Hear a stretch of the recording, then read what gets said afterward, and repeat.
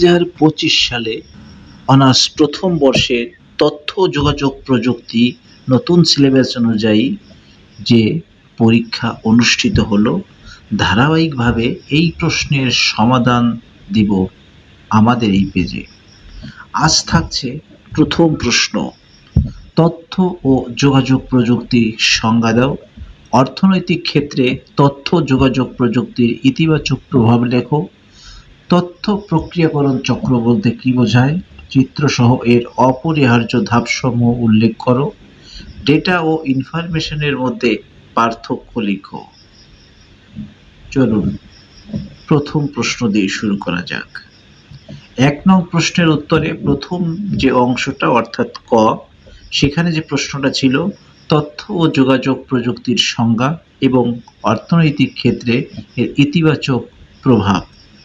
তথ্য যোগাযোগ প্রযুক্তি information and communication technology ICT বলতে বোঝায় সেই সমস্ত প্রযুক্তি বা কৌশলকে যার মাধ্যমে তথ্য সংগ্রহ, প্রক্রিয়াকরণ, সংরক্ষণ, বিশ্লেষণ এবং এক স্থান থেকে অন্য স্থানে আদান প্রদান করা হয়। Computer, internet, mobile phone, satellite, networking device ইত্যাদি ব্যবহার করে তথ্যকে সংগ্রহ, সংরক্ষণ ও বিনিময় করার প্রক্রিয়াই হলো তথ্য ও যোগাযোগ প্রযুক্তি বা আইসিটি। অর্থনৈতিক ক্ষেত্রে এর ইতিবাচক প্রভাব। ই-কমার্স, অনলাইন পণ্য ক্রয় বিক্রয় যেমন দারাজ, অ্যামাজন প্রভৃতি ব্যবসা বাণিজ্যকে সহজ ও দ্রুত করেছে। ব্যাংকিং খাতে ইতিবাচক দিক।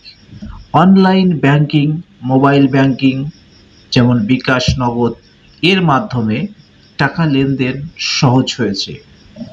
3. কর্মসংস্থানের সৃষ্টি।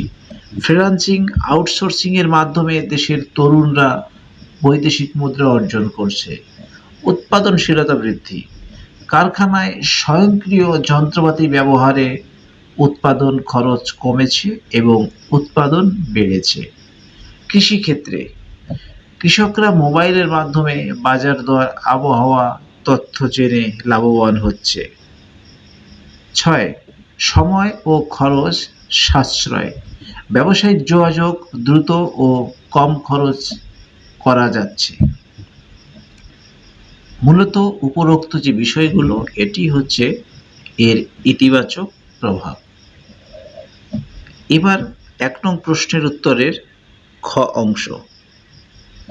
এখানে বলা হয়েছে তথ্য প্রক্রিয়াকরণ চক্র বলতে কি বোঝায়?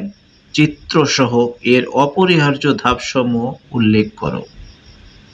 তথ্য প্রক্রিয়াকরণ চক্র মূলত যে প্রক্রিয়ায় একটি তথ্য আউটপুট পাওয়া যায়।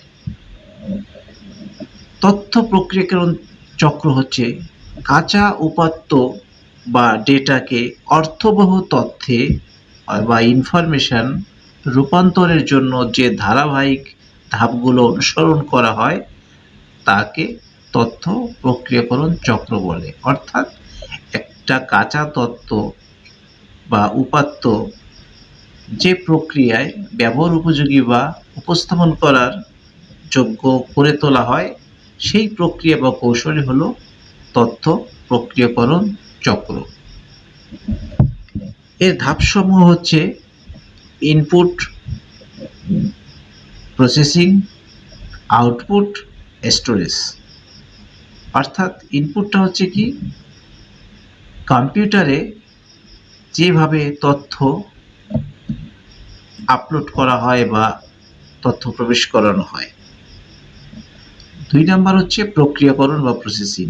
সিপিইউ এর মাধ্যমে ডেটা গণনা, তুলনা, যাচাই বাছাই ইত্যাদি প্রক্রিয়ার মাধ্যমে অর্থবহ তথ্যে রূপান্তরিত হয় বা উপস্থাপন করার যোগ্য করে তোলা হয়। এরপর হচ্ছে আউটপুট। প্রক্রিয়াকৃত তথ্য মনিটর, প্রিন্টার ইত্যাদির মাধ্যমে ব্যবহারকারীর কাছে উপস্থাপন করা হয়।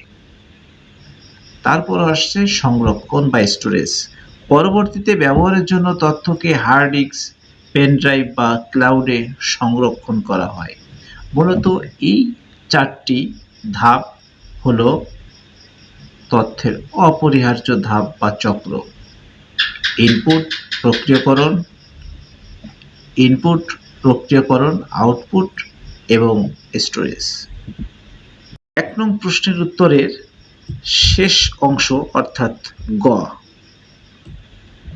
এখানে বলা হয়েছে ডেটা ও ইনফরমেশনের মধ্যে পার্থক্য। এখানে সংজ্ঞাগত পার্থক্য যদি আমরা ধরি, ডেটা অপ্রক্রিয়াজাত বা কাঁচা তথ্য, ইনফরমেশন বা তথ্য হচ্ছে কি প্রক্রিয়াজাত বা অর্থবহ তথ্য বা উপস্থাপনযোগ্য তথ্য।